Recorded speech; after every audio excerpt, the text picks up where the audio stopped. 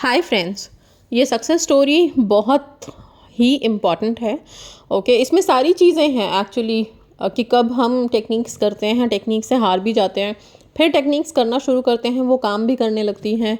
और सबसे बड़ी बात, ये जो फ्रेंड्स हमें बहुत ज़्यादा मैनिपुलेट करते हैं या फिर हमारी मैनिफेस्टेशन के बीच में कई बार हमारे अपने फ्रेंड्स ही नेगेटिविटी लेके आते हैं, नेगेटिव थॉट्स लेके आते हैं। और जैसे इनके फ्रेंड्स हैं, अगर इस तरह के फ्रेंड्स लाइफ में होंगे तो शायद दुश्मनों की कमी ही नहीं होगी।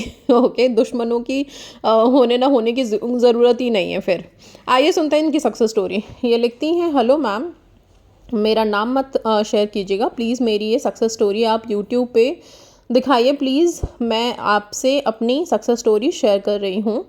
मेरा और मेरे पर्सन पहले साथ जॉब करते थे, फिर उनकी जॉब अदर सिटी में लग गई। हमारा रिलेशनशिप भी बहुत ज़्यादा ख़राब हो गया।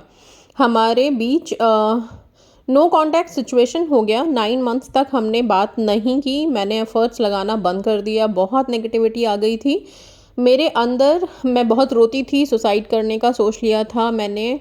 मेरे पर्सन मुझे छोड़ के चले गए थे। लॉन्ग डिस्टेंस रिलेशनशिप था, नो कांटेक्ट था 1 साल से। फिर मैंने आपके वीडियोस देख के कुछ टेक्निक्स की, लेकिन रिज़ल्ट नहीं मिला क्योंकि मैं बहुत सैड रहती थी। सेल्फ लव की भी कमी थी मेरे अंदर एंड सारी टेक्निक्स की, लेकिन कोई रिज़ल्ट नहीं मिला। फिर बाद में मैंने सोचा, अगर वो छोड़ के गया है तो उसकी किस्मत ख़राब है, मेरी नहीं। मैं तो बहुत अच्छी हूँ, मैंने इस रिलेशनशिप में अपना 100% दिया है।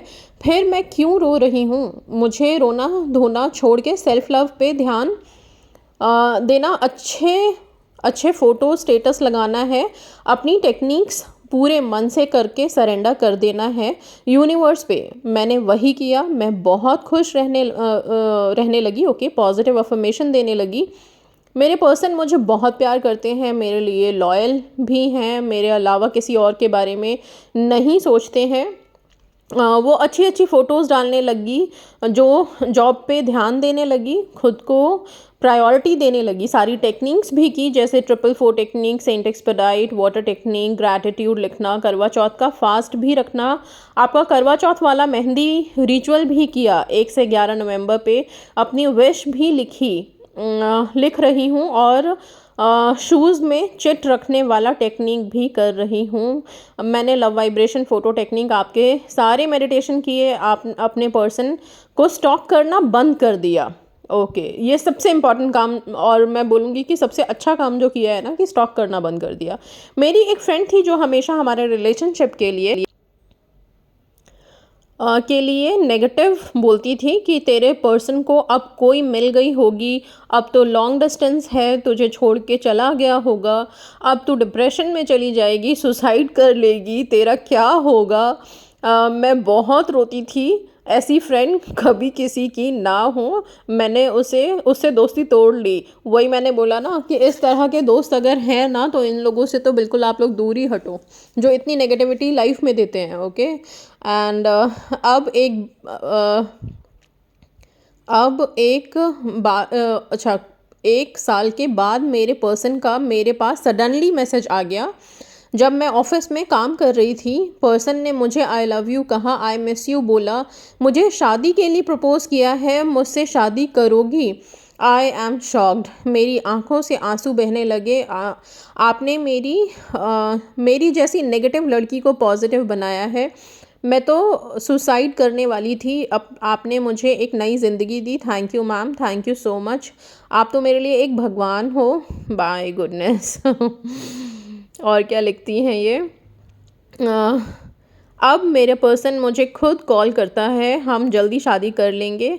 आपका आशीर्वाद दीजिए मैम। ये मेरी स्टोरी आप यूट्यूब पे डालिएगा please. Thank you Suman ma'am, lots of love. Thank you Sai Baba, thank you angels, thank you divine powers, thank you saint expedite, thank you goddess Hecate. मैं बहुत खुश हूँ, मैं बहुत खुश हूँ मैम। कैसे बताऊँ अपनी फीलिंग्स। ऐसे बुरी दोस्त होने से अच्छा है ना हो जो अपनी फ्रेंड का भी बुरा सोचती थी, मजाक उड़ाती थी मेरा। Okay, my goodness.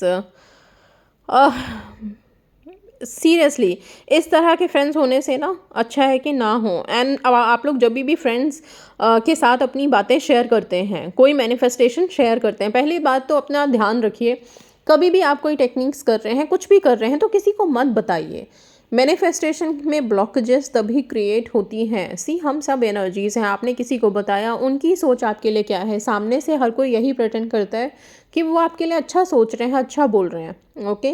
लेकिन मन में किसके क्या भावना चल रही है, किस तरह की वाइब्रेशंस वो रिलीज़ कर रहे हैं, ये हमें नहीं पता होता, ठीक है। तो इसलिए मैं सिर्फ इतना बोलूँगी कि आप लोग अपने आप को बहुत पॉजिटिव रखिए। सुसाइड वगैरह सोचने की ज़रूरत नहीं है, सब कुछ होगा लाइफ में, लेकिन सेल्फ लव करना ज़रूरी है। अगर आप सोचेंगे कि हम टेक्निक्स कर रहे हैं और रो रहे हैं, जैसा कि इन्होंने किया, स्टार्टिंग में इन्होंने काफ़ी टेक्निक्स की हैं, लेकिन सैड रहना, ठीक है। फिर उस पर भी एक और वही बात है कि उनकी फ्रेंड भी थी, उन्होंने भी उनको सिर्फ नेगेटिविटी दिया। तो इन सब से तो कभी मैनिफेस्टेशन नहीं होने वाली। मैनिफेस्टेशन में आपको पॉजिटिव रहना है, हैप्पी रहना है, खुश रहना है, सरेंडर करना है यूनिवर्स को, ग्रेटफुल होना है, थैंक यू बोलना है, और खुद पे सबसे ज़्यादा ध्यान देना है, खुद को बहुत अट्रैक्टिव बनाना है, सेल्फ लव में डुबो देना है, तब जाके हर चीज़ पॉसिबल होगी। And see how she has now manifested her मैं क्या बोलूँ, अपने प्यार को वापस पा लिया, अपनी शादी मैनिफेस्ट कर ली, हर चीज़ हो रहा है और शादी हो भी जाएगी। So this is awesome, this is really awesome success story. और इसी तरह से आप लोग भी मैनिफेस्ट कीजिए, ठीक है। एंड अपने फ्रेंड्स लोगों का प्लीज़ ज़रूर ध्यान रखिए। बहुत बार आप लोग यही कर रहे हैं, बहुत बार क्या, हर बार ये होता है, कोई एक टेक्निक की कुछ किया तो आप निकल पड़े अपने फ्रेंड्स लोगों को बताने के लिए कि हम ये भी कर रहे हैं, वो भी कर रहे हैं। अगर आप किसी की भलाई करना चाहते हैं और भलाई मन में रख के कि उसे भी हम टेक्निक बता दें, उसे भी कुछ बता दें कि वो अपने लिए कर दे, तो कुछ भी एक सीमा बांध के बताइए, अपनी चीज़ें मत बताइए कि आप क्या कर रहे हैं, ओके।